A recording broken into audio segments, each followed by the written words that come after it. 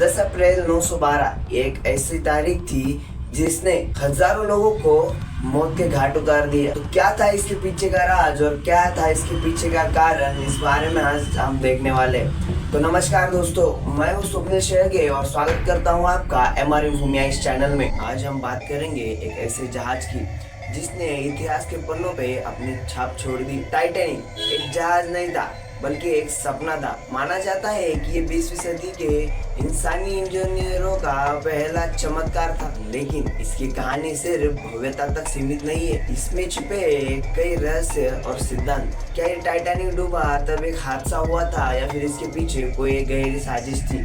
इस 15 मिनट की वीडियो में हम खोलने वाले हैं टाइटैनिक के बड़े बड़े रहस्य। तो तैयार हो जाइए दोस्तों। और हाँ, वीडियो अगर पसंद आया हो तो वीडियो को लाइक कीजिए और चैनल को सब्सक्राइब करने के लिए मत भूलिए, क्योंकि हम नए नए वीडियो डालते हैं और वो आपके जो कुछ माहिती है उसके लिए काम आते हैं। तो चलिए दोस्तों, मैं शुरू करता हूँ। टाइटैनिक का निर्माण 1909 में शुरू हुआ था। बेलफास्ट आयरलैंड में हारलैंड एंड वॉल्स फिशयार्ड में इसे बनाया गया था व्हाइट स्टार लाइन कंपनी ने, और इसका मकसद था दुनिया का सबसे शानदार और सुरक्षित जहाज बनाना। टाइटैनिक 882 फीट लंबा था और इसे डूबने वाला जहाज भी कहा जाता था, यानी अनसिंकेबल शिप। इसके डिजाइन में 16 वाटर टाइट कंपोनेंट्स थे जो इसे पानी में डूबने से रोकने के लिए बनाए गए थे। इस जहाज में वो सारी सुविधा थी जो उस समय एक सबसे बड़े अमीर लोगों के लिए सपने जैसी थी। फर्स्ट क्लास में शानदार डाइनिंग हॉल, स्विमिंग पूल और यहाँ तक कि टर्किश बाथ भी थे। लेकिन दूसरी और तीसरी क्लास के यात्री भी जहाज पर सवार थे जो एक नई जिंदगी की तलाश में अमेरिका जा रहे थे। 10 अप्रैल 1912 को टाइटैनिक ने अपनी पहली और आखिरी यात्रा की शुरुआती के जो 2 दिन हो गए वो एकदम अच्छे से गुजर रहे। साउथहैम्पटन इंग्लैंड से अमेरिका और न्यूयॉर्क की तरफ जा रहे। जहाज पर करीब 2200 यात्री और कुछ क्रू मेंबर्स।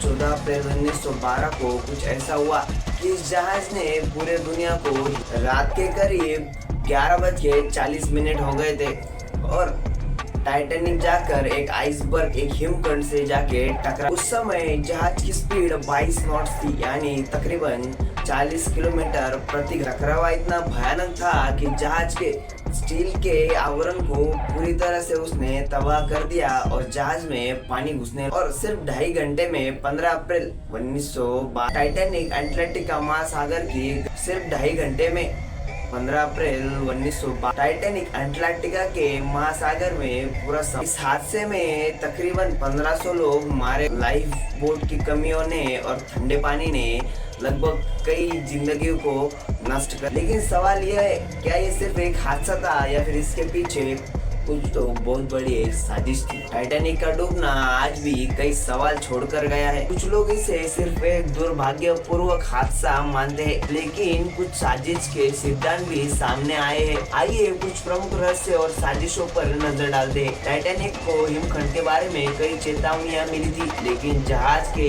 रेडियो ऑपरेटर ने इन चेतावनियों को गंभीरता से लिया ही नहीं। कुछ लोग कहते हैं कि व्हाइट स्टार लाइन के मालिक ने जहाज को तेज गति से चलने का दबाव बनाया था ताकि न्यूयॉर्क में जल्दी पहुंचकर रिकॉर्ड बनाया जा सके। क्या ये लापरवाही थी या फिर जानबूझकर लिया गया जोखिम था? एक और सनसनीखेज सिद्धांत है ओलंपिक स्वेप थ्योरी।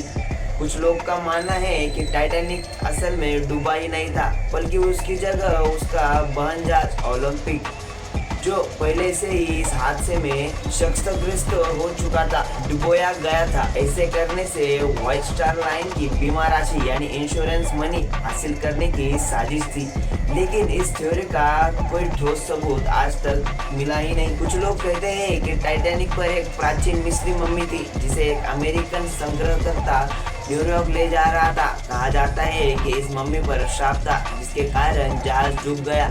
हालांकि इतिहासकार इस बात को सिर्फ एक मिथक मानते हैं। सबसे बड़ा सवाल लाइफ बोट की कमी। टाइटैनिक पर सिर्फ 20 लाइफ बोट ही थी जो आधे यात्रियों के लिए भी काफी नहीं थी।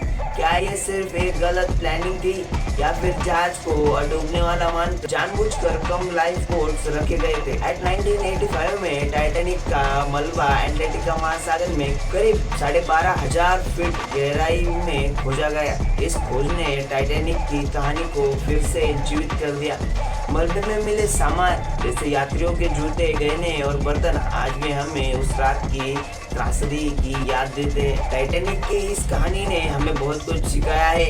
इंसानी घमंड और प्रकृति की ताकत के बीच का अंतर ने समुद्र यात्रियों के नियमों को भी बदला, जैसे ज्यादा लाइफ बोट्स और बेहतर रेडियो सिस्टम। तो दोस्तों, टाइटैनिक सिर्फ एक जहाज नहीं था, यह एक कहानी थी, यह एक हादसा था जो हमें सोचने पे मजबूर करता है। क्या आपको लगता है कि टाइटैनिक डूबने के पीछे सिर्फ एक हादसा था या फिर इसके पीछे कोई एक गहरी साजिश थी? मुझे कमेंट करके जरूर बताइए। और हाँ, ऐसे ही नए वीडियो के लिए हमारे चैनल को सब्सक्राइब करने के लिए मत भूलें। मिलते हैं एक अगली रोमांचक वीडियो में, तब तक के लिए जय हिंद, जय भारत।